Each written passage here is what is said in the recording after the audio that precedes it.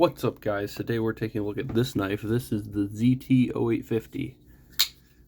This is a Sienkiewicz and Rexford design, as you can see here on the blade. Sienkiewicz and Rexford collaboration. They collaborated on this knife and made this design, and I absolutely love it. I've had this ZT for a long time. You've seen some of my other videos, I'm sure, and it's just a classic at this point.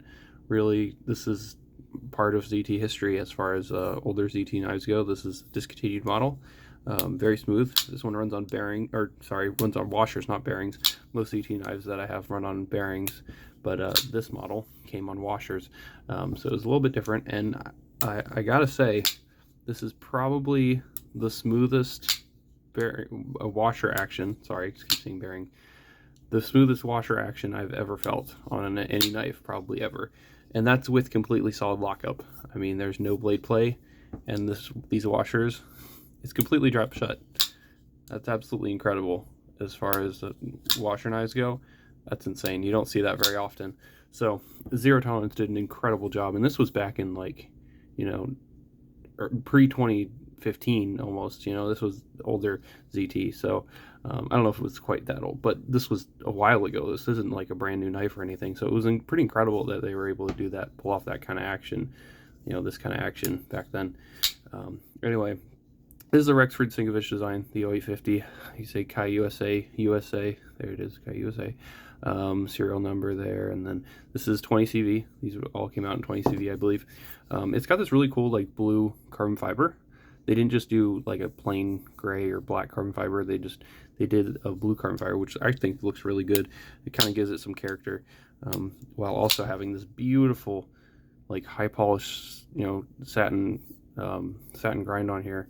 You see, it's real nice, like, shiny. They do a really good job with their satin grinds. See that? Looks really nice, high polish satin grind. Looks awesome.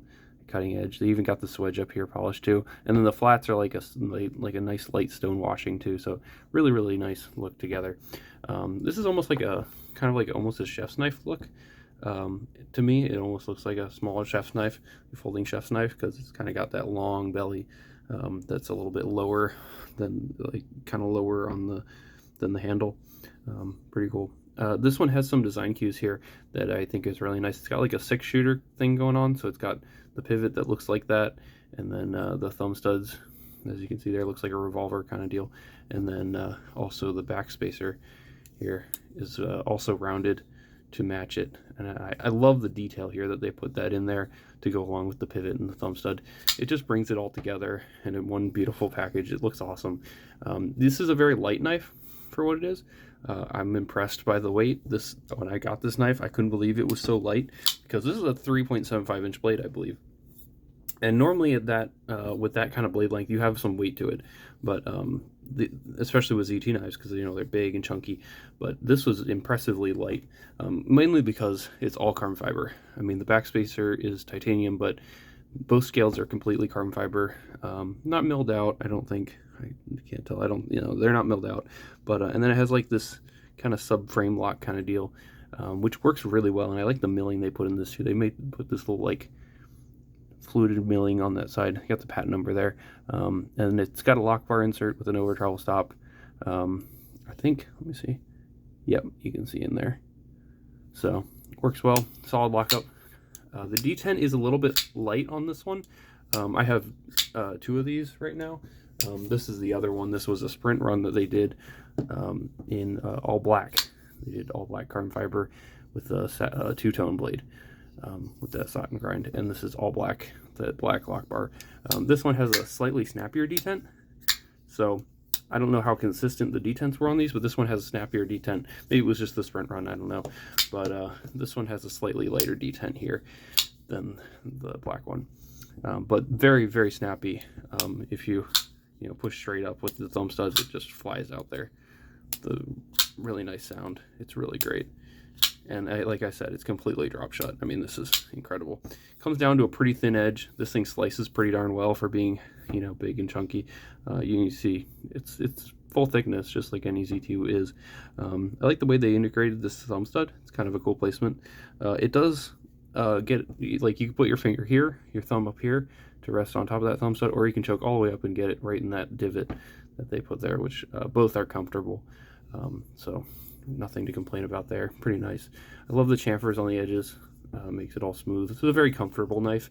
There's really no hot spots. I mean, just holding this thing, this is a little bit awkward, you know, depending on where you put their thumb, but really it's a very comfortable knife. Other than that, nicely rounded, very light, full size, completely drop shut. Like I said, I mean, this thing's really sweet. It's got these cool like accents.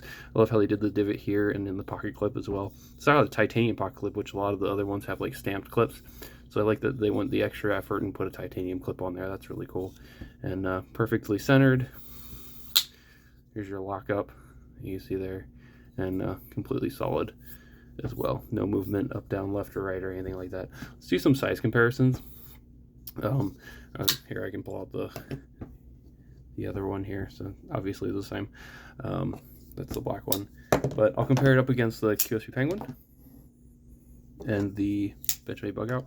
So you can see here, it's a large knife. This is like the ideal size for me, is about this size of knife. That's what I like to carry usually, is about this size. So you can see there, it's bigger than the Bug Out and the Penguin. Let's compare it to the Spyderco PM2 and Para 3. As you can see here, it's a little bit longer than the PM2 and definitely longer than the Para 3, as you can tell. So it's definitely be on the larger side. If you're not into big knives, you probably won't enjoy this. Although I will say you might enjoy it more than other ZT knives, just because it's a little bit on the thinner side and it's just lightweight as well. Compare it to the Microtech MSI and another ZT, the 308, ZTO 308. Here you go.